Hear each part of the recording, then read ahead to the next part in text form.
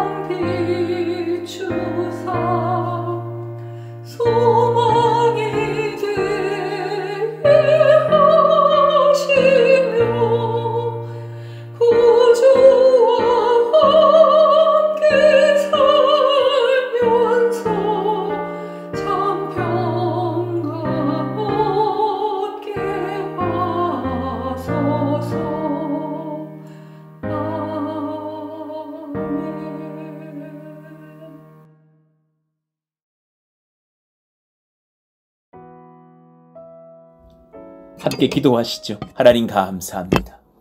은혜 주시니 감사합니다. 사랑해 주시니 감사합니다. 예수의 이름으로 일어서게 하시니 감사합니다. 오늘 하루를 살며 한 주를 살며 은혜를 구할 때에 하나님의 능력이 임하는 인내의 현장, 승리의 현장, 찬송의 현장, 기도의 현장, 감사의 현장, 지혜의 현장이 되게 하여 주옵소서. 우리 사랑하시는 자녀들에게 지혜 부어주시기를 원합니다. 예수의 이름으로 명하노니 지혜와 분별력을 얻을지어다. 우리 수험생 자녀들, 공부하는 10대 이하의 자녀들, 대학과 대학원에서 공부하는 우리 청년들, 박사과정에 있는 형제, 하나님 다 붙들어 주셔서 지혜와 명철로 주님 앞에 부름을 받고 쓰임을 받고 은혜를 얻게 하여 주시고 열매 거두게 해주시길 원합니다. 또 일상에서 애쓰고 수고하고 일하고 섬기는 우리 사랑하시는 청년들, 장년들, 가정을 붙들고 기도하고 애쓰고 수고하는 우리 주부들, 성도들 다 붙드셔서 성령 말씀, 지혜, 능력, 은사로 충만한 믿음의 가정, 믿음의 교회, 믿음의 나라 되게 하여 주옵소서. 오늘도 주님 말씀 듣고자 합니다. 우리에게 임하셔서 말씀하시옵소서. 종이 듣겠나이다. 예수님의 이름으로 감사하며 기도하옵나이다. 아멘. 자, 오늘까지 암송해 보시죠. 마태복음 11장 29절의 말씀 읽고 암송합니다. 나는 마음이 온유하고 겸손하니 나의 멍에를 메고 내게 배우라. 그리하면 너희 마음이 쉼을 얻으리니. 마태복음 11장 29절 말씀. 아멘. 오늘 우리에게 주시는 주님 말씀은 사도행전 16장 35절에서 40절의 말씀입니다. 우리 같이 한 절씩 교독하겠습니다. 날이 새매 상관들이 부하를 보내어 이 사람들을 놓으라 하니 간수가 그 말대로 바울에게 말하되 상관들이 사람을 보내어 너희를 놓으라 하였으니 이제는 나가서 평안히 가라 하거늘 바울이 이르되 로마 사람인 우리를 죄도 정하지 아니하고 공중 앞에서 때리고 옥에 가두었다가 이제는 가만히 내보내고자 하느냐 아니라 그들이 친히 와서 우리를 데리고 나가야 하리라 한대.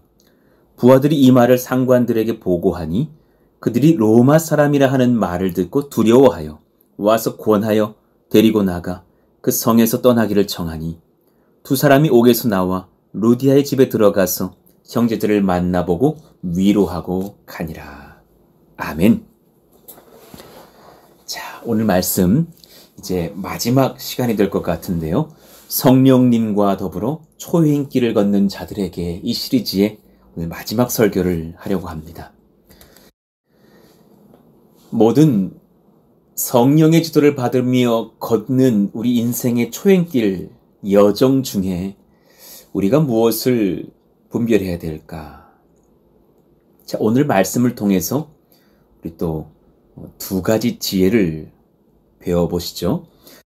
그 중에 한 가지는 다음과 같습니다. 복음 전도를 위하여서는 겸손해야 합니다. 복음 전도를 위하여서는 사랑 안에서 영혼 구원을 위하여 겸손해야 합니다. 여러분, 우리의 마음 가운데 겸손이 있는지를 돌아봅시다.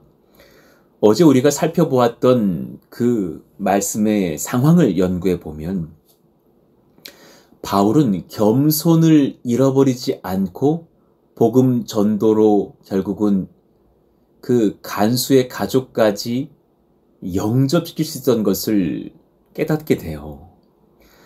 순간 사람의 생각에 올라왔더라면 사도 바울이 그 간수를 살리거나 그 간수를 또한 데리고 가서 그 가족들을 만나고 예수님 복음 증거하기는 상당히 어려웠을 수 있어요. 자, 너무 긴박하게 이 빌립보에서의 상황이 벌어졌거든요.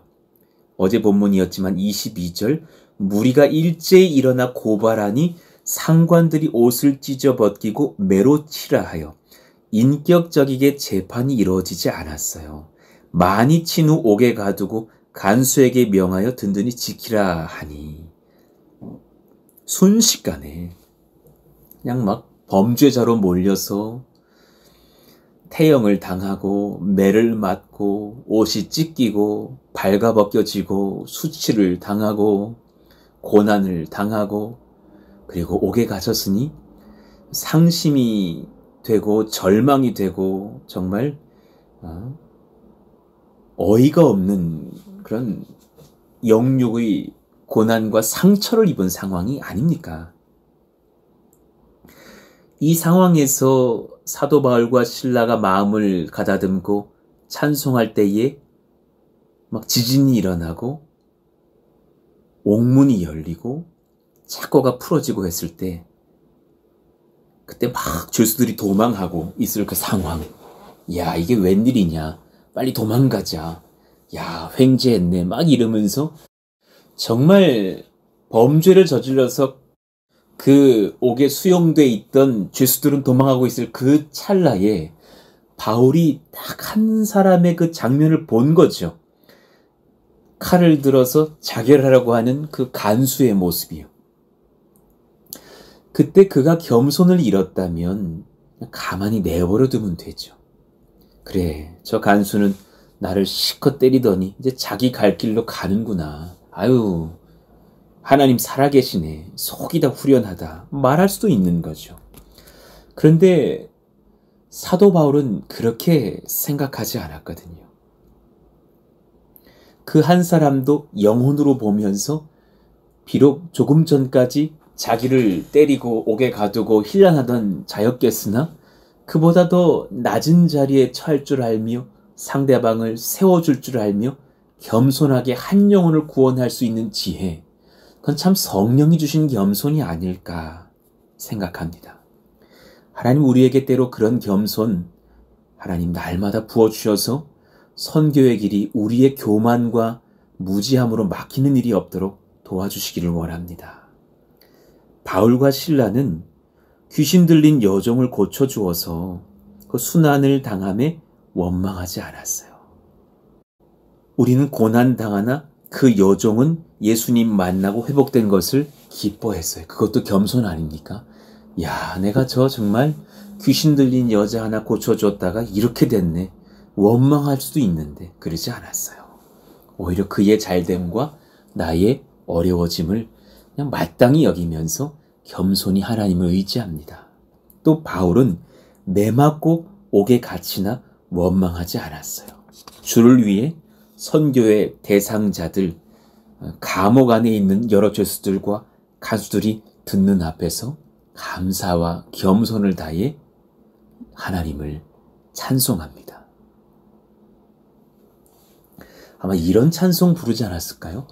겸손히 주를 섬길 때 괴로운 일 많으나 구주여 내 맘 붙드사 잘 감당하게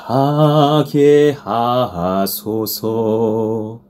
아마 그런 찬송을 올려드리면서 주님은 높이고 나를 감추는 그런 마음으로 예배하지 않았을까요?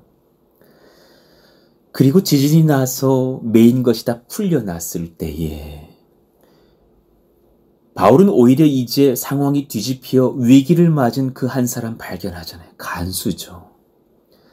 복음 전하는 사람, 지금 누가 가장 복음이 필요한 사람인지를 분별합니다. 그것은 겸손으로 하는 것이에요. 그 사람을 우습게 여기면 안 돼요. 아우 쌤통이다 여기면 안 돼요. 어떤 한 가정이 위기를 맞았을 때 아이고 내 참 그럴 줄 알았다. 아니요. 그때 그 가정을 겸손히 대하면서 가정을 섬길 수 있는 그 지혜와 사랑과 겸손이 결국 그 가정이 예수 믿게 하는 변화점을 맞게 하는 그 사랑이 되는 것이 아닙니까? 복음 전하는 사람은 겸손 속에서 지금 누가 가장 복음이 필요한지를 분별할 수 있는 거예요. 겸손을 구하십시오. 한 영혼이 자결하려는 위기를 맞았을 때 그의 자리로 가까이 가서 그의 입장이 되어주고 그보다 더 낮은 자리의 사람처럼 행세하며 그에게 안심시키며 괜찮다고 말하며 나는 오히려 지금 죄수의 자리에 여전히 도망가지 않고 있다고 말하며 당신은 죽지 않아도 된다고 말하며 예수님이 당신을 사랑하신다고 말할 수 있는 그 능력, 그것은 겸손이 아니고는 설명이 되지 않습니다. 자신들이 도망가지 않았음을 알려줄 수 있는 지혜, 그 담대함, 자신을 때렸던 사람, 옥에 가두고 조롱했던 사람을 품을 수 있는 사랑, 오히려 그를 용서하며 복음 전하며 온 가족에게 세례를 베풀 수 있는 능력. 하나님, 그 겸손이 저와 우리 모든 권속들에게 임하게 해주세요. 이것이 참 성령이 원하시는 성품 아닐까요? 복음 전도를 위하여서는 사랑 안에서 영혼 구원을 위해 겸손해야 합니다. 누군가 정말 예수를 알지 못해서 형편없이 사는 사람을 만났을 때에 그를 대하시면서 높은 위치에서 혀를 끌끌 차시면서 한심하게 여기지 마시고 그의 자리로 내려가서 나도 예수님을 만나지 못했더라면 저 사람보다 더 형편없이 어려운 중에 살 수도 있다라는 그 사랑의 마음, 겸손의 마음을 가지고 그에게 존대하며 잘 섬기시기를 원합니다. 우리 사랑하시는 사역자분들에게 또 장년의 성도들에게 또 교사분들에게 권면합니다. 여러분, 어린아이들에게 함부로 말하지 마시고 겸손히 대하십시오. 우리 장년들이요, 청년들에게 야자타임 갖지 마시고 존대하여 주십시오. 우리 사랑하시는 아무아무개 형제 잘 지내셨어요? 라고 말하시기를 원합니다. 야, 잘 지냈냐? 절대로 푸른숲 동산교회에서 누군가를 야라고 부르지 마십시오. 감히 이요한 목사가 선포합니다. 허락되지 않은 사람입니다. 그 사람에게 야라고 부를 수 있는 권세 없습니다. 우리 사랑하시는 교육자분들, 어린 영유아부 자녀, 또 유치부, 유년부, 초등부 자녀라도 야, 잘 지냈냐? 뭐 했냐? 게임했냐? 너 왜 게임밖에 못했냐? 함부로 말하지 마십시오. 그 부모들이 새파랗게 눈뜨고 듣고 있고요. 그 자녀들 야라고 불릴 만한 자녀들 아닙니다. 누가 내 자녀를 야 그러면 기분 나쁘죠. 똑같습니다. 겸손히 대하시면서 어린이 설교하시더라도 반말로 설교하지 마시고 겸손을 다하고 하나님의 사랑 안에서 존대하며 설교하시기를 원합니다. 그것이 하나님의 종들이 가야 될 겸손입니다. 앞으로도 종종 그런 설교들을 하겠지만 목사님들 세계 안에서, 사역자들 세계 안에서, 집사님들 세계 안에서, 장로님들, 권사님들 세계 안에서 존대하십시오. 나이가 어린 권사라고 야 김권사 잘 지냈어? 야 박집사 잘 지냈어? 야 김전도사 잘 지냈어? 그 말하는 인격이 부끄럽습니다. 부끄러운 줄 아셔야 됩니다. 한마디로 자기소개를 하고 있습니다. 나는 열등감이 많아서 교만한 사람입니다.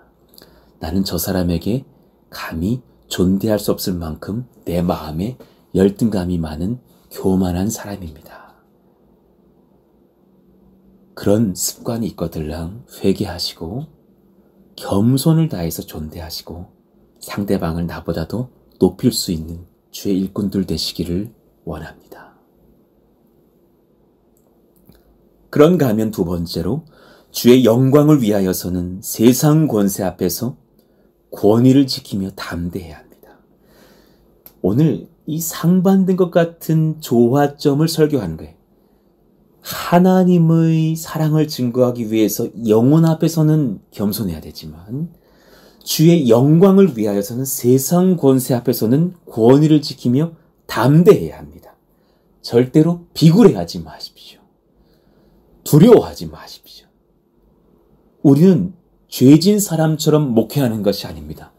세상이 우리를 비꼬아 말할지라도 무슨 기독교가 아니라 뭔 독교다라고 말할지라도 우리는 주저할 것이 없습니다. 하나님 앞에 담대하시고 세상 앞에서 담대하게 예수 사랑을 전하되 각 사람 앞에서는 겸손하면 그것으로 족합니다. 35절 36절 나리샘의 상관들이 부하를 보내어 이 사람들을 놓으라 하니 간수가 그 말대로 바울에게 말하되 상관들이 사람을 보내어 너희를 놓으라 하였으니 이제는 나가서 평안히 가라 하거늘. 더욱 악하고 분명한 죄인들이 탈옥한 상황에서 복음 전하다가 잡혀온 이들이 마땅히 조사해 보니 죄도 없습니다. 더 잡아둘 이유와 혐의가 없습니다.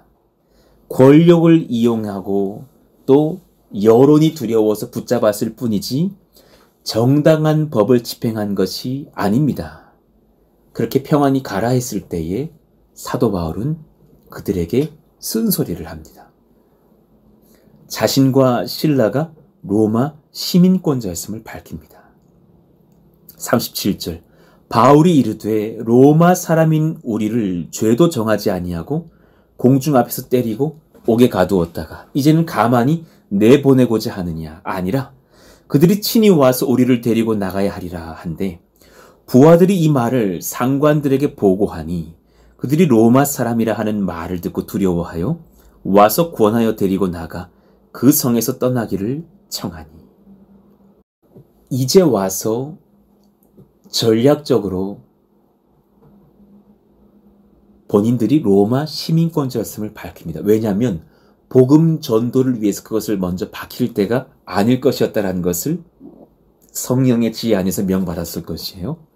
그러나 이제 자신들을 예수 믿는 자들로 함부로 대하고 매를 치고 옥에 가뒀던 그런 정말 정당하지 못한 세상 권력 앞에서 이들은 지혜롭게 논리적으로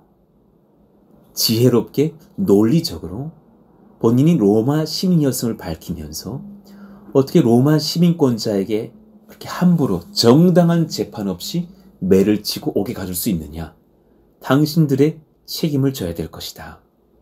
분명한 할 말을 하는 것이죠. 여러분, 우리에게 이 논리가 굉장히 필요한 것을 아십니까? 많은 성도들에게 지혜와 논리가 부족한 것을 봅니다. 우리는 혈기로 싸워서는 안 됩니다. 함부로 혈기 부리면 안 되죠. 그러나 세상 권력 앞에서 지혜롭게 또한 예수 복음을 수호하기 위해서 법 질서는 지키면서도 논리 있게 세상과 대응할 수 있을 만한 지혜와 분별력은 필요합니다. 바울과 실라는 충분히 매를 맞기 전에 이 사실을 밝힐 수도 있었겠죠. 그러나 성령께서는 그때는 조용히 말하지 않게 하며 그들의 영혼 구원 앞에서 순환당하며 겸손한 마음을 지키게 하셨어요. 그리고 주의 영광이 드러나야 할 때, 바로 그때 이 사실을 알리며 영적 권위를 지키게 하시는 그런 하나님의 탁월하신 분별의 지혜를 봅니다. 이들은 옥에서 나왔지만 담대했고 옥에 가뒀던 이들은 지금 심히 두려워하게 되었습니다. 이것이 성령이 원하시는 일입니다.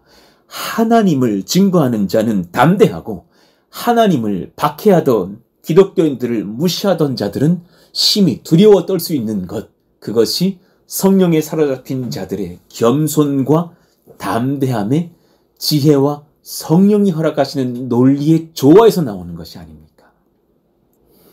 참 사실 어린 나이부터 교회 학교 디렉터로 섬기면서 많은 사람들을 상대하고 또 논리에 맞지 않은 저보다 십수년 선배인 분들의 그런 어떤 목회자가 사실 더 목회자 후배를 괴롭힐 때도 사실 없지 않아 있거든요.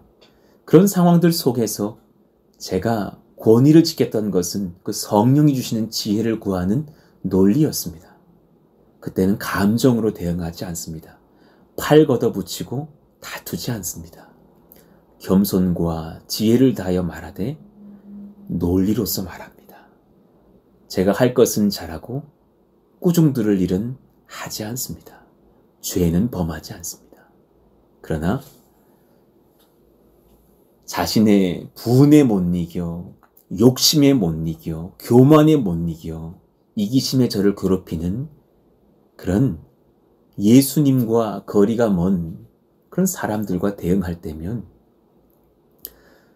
담대하게 논리로 겸손과 지혜를 담아서 할 말을 하고 자리를 피합니다. 그때 그들이 또한 예수님 믿는 자의 지혜와 논리 속에서 그 권위를 함부로 무너뜨리지 못한 것을 저는 여러 번 보았습니다. 이것이 성령이 원하시는 우리에게 바라는 지혜가 아닐까요? 주의 영광 위하여서는 세상 권세 앞에서 권위를 지키며 그 지혜와 성령이 주신 분별력으로 담대해야 합니다. 40절, 두 사람이 옥에서 나와 루디아의 집에 들어가서 형제들을 만나보고 위로하고 가니라. 그들은 그 싸움을 지속하지는 않습니다. 그 권위를 지키고 담대하게 또한 용서할 것은 용서하고 하나님 나라를 위해서 털 것은 털어내며 그리고 교회와 또 성도들을 사랑으로 돌아보고 다음의 여정을 또한 성령을 따라 인도받고 이동하는 것을 봅니다. 우리가 하나님 이러한 발걸음 걷게 하여 주시옵소서. 성령님과 더불어 초행길을 걷는 상황 중에 복음 전도를 위해서는 사랑 안에서 영혼 구원을 위해서 겸손하게 하여 주시고 주의 영광 위하여서는 세상 권세 앞에서 권위를 지키며 담대하게 하셔서 성도들로부터는 세상 사람들로부터는 사랑받고 칭찬받으며 또한 세상의 악한 권력으로부터는 우리 교회를 담대하게 수호하고 나아가는 성령의 분별의 역사가 이어지기를 예수의 이름으로 축원합니다. 오늘 말씀을 붙잡고 또 하나님 그런 저희들의 여정이 되게 하여 주시고 우리 교회의 행보가 또한 그렇게 분별력 있게 붙들리기를 원합니다. 하나님이 역사하시고 인도하여 주시옵소서. 또 교회 건축과 필요한 물질의 공급을 위해서도 뜨겁게 기도해 주시기를 원합니다. 우리 같이 주여 부르짖고 기도합니다. 주여! 하나님 감사합니다. 하나님의 능력을 얻기 원하며 사랑을 입기 원하고 복을 얻기 원합니다. 사람 앞에서는 그리고 예수님 만날 영혼을 위해서는 끝까지 겸손하게 하여 주십시오. 어린 영혼 하나에게 내 나이 좀 많다고 교만과 혈기 부리면서 반말로 야야 부르면서 혈기 있는 선배 되지 않게 해주시고 오히려 겸손히 대하면서 그 어린아이들을 예수님 대하듯 하며 존대하고 사랑하며 섬기는 일꾼들 다 되게 하여 주시고 그러나 우리를 짓밟는 그런 어리석은 세상 권력 앞에서는 지혜롭게 분별하며 흠이 없이 성령 안에서 하나님이 주시는 거룩한 분별력으로 담대히 섬으로 인하여서 영혼은 남기고 교회의 권위는 지키며 세상으로부터는 칭찬받는 복된 성령의 역사.